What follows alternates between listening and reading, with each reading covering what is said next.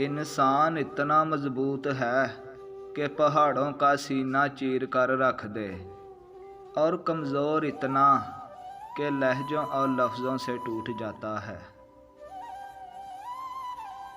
ज़िंदगी छोटी नहीं होती, हम जीने ही देर से शुरू करते हैं।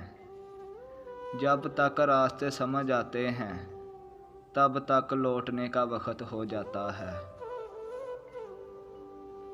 लहजा कितनी देर के लिए मीठा रखना है, ये आजकल ज़रूरतें तय करती है। नफ़रत भी करोगे तो भी आऊँगी तेरे पास, देख तेरे बगैर रहने की आदत नहीं मुझे।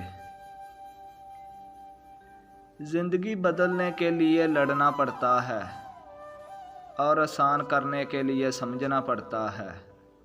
वक्त आपका है, चाहो तो सोना बना लो और चाहो तो सोने में गुजार दो।